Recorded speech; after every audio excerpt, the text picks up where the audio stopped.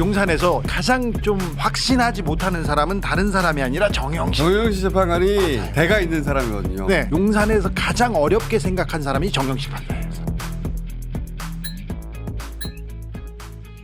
내란 속의 윤석열 탄핵 선고가 하루 앞으로 다가온 가운데 민주시민들 모두 윤석열 파면을 확신하면서도 내심 혹시나 하는 불안감에 가슴을 졸이고 있는 상황입니다. 물론 문형배 소장 대행에 윤석열을 파면한다는 주문이 나오기 전까지는 그 무엇도 확실한 게 없겠지만 탄핵 선고 하루 전인 오늘 사실상 윤석열 파면에 더더욱 힘을 실어주는 헌재발 보도가 나왔습니다.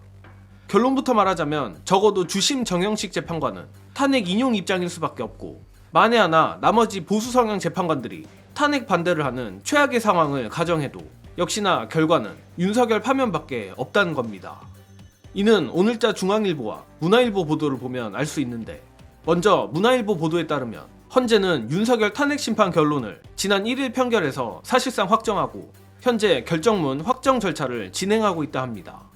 또한 재판관들의 의견을 제시하는 평의와 달리 이 평결에서는 인용, 기각, 각하 의견에 재판관들이 각자 표결하는 절차를 거쳐 다수 의견이 도출되면 이를 기초로 윤석열 탄핵 심판의 주심인 정형식 재판관이 결정서 초안을 작성하게 됩니다.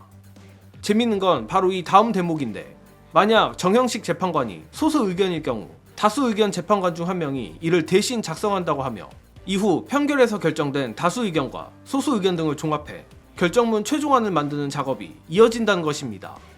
즉 정형식 재판관이 다수 의견인지 소수 의견인지 유추해 볼 수 있는 기준이 바로 누가 결정서 초안을 작성하느냐 여부인데, 몇몇 분들은 이미 눈치채셨겠지만 현재 정형식 재판관이 결정서 초안을 작성하고 있다 합니다. 이와 연결되는 내용이 중앙일보 보도에 나왔는데, 중앙일보 보도에 따르면 헌재 내부에서는 선고일 확정에 안도하는 분위기도 있지만 문형배 소장 대행을 포함해 재판관들은 결정문 확정 절차에 돌입하여 더 바빠졌다고 합니다.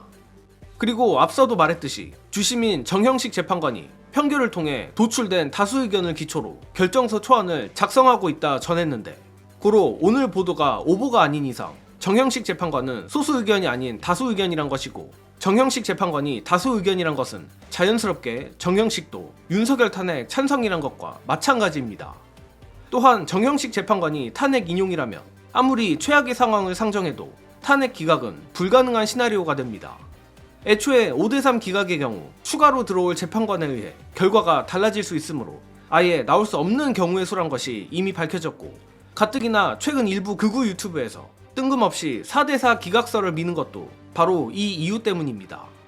그런데 이런 최악의 상황을 상정해도 정형식 재판관이 인용이라면 자연스럽게 구도는 5대3이 되고 도돌이표처럼 또다시 선고는 불가능한 상태가 됩니다. 따라서 이 모든 경우의 수를 뚫어내어 4월 4일로 선고일이 공지됐다는 것, 또 정형식 재판관이 결정서 초안을 작성한다는 것만 보더라도 윤석열 탄핵 기각 가능성은 사실상 0%나 다름없다고 확신합니다.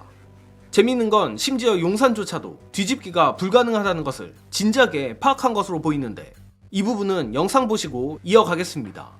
정영식 재판관이 그 양반이 키맨이에요. 용산에서 가장 좀 확신하지 못하는 사람은 다른 사람이 아니라 정영식. 정영식 재판관이 맞아요. 대가 있는 사람이거든요. 네. 일종의 확신범 스타일이에요. 네. 그러니까 자기들이 임명했는데 네. 자기들이 자지우지가 잘 안 되는 사람이에요. 제일 처음에 이분이 용산 주변에 내가 보수다, 내가 지금껏 법을 본 사람인데 이 명백하게 일어난 행위를 어떻게 죄를 안 묻느냐고 하면서 용산에서 가장 어렵게 생각한 사람이 정영식 판사예요. 정영식 판사 이런 설이 있었어요. 이것도 찌라시인데 정영식 판사가 그 선관위에 윤석열이 들어갔다고 자기가 말했잖아요. 그때 끝났네 라고 정영식 판사가 얘기했다는 찌라시가 또 있어. 또 하나, 용산에서 희망회로를 돌리다가 이건 걸려 얘기가, 김복형 이분이 자기가 을사오적이나 그리고 계속해서 대중의 비난을 받는 거에 대해서 굉장히 좀 부담스러워서 선고를 빨리 다 잡아달라고 하면서, 그리고 여러 불만을 제기했다는 얘기는 용산에서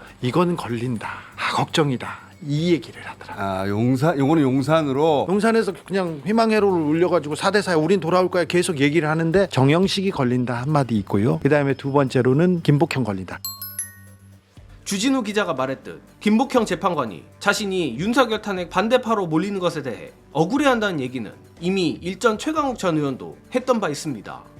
물론 이런 헌재 내부 첩보들은 확인할 길도 없고 추후에라도 확인될 수 있는 내용이 아니긴 하나 복수의 사람들에게서 동일한 내용의 전원이 나왔다는 건 분명 뭔가 있어도 있는 것으로 보이는데 자세한 내막은 몰라도 이런저런 얘기들을 소거해 나가보면 역시 재판 지연의 주범은 딱 한 명으로 좁혀지는 것 같습니다.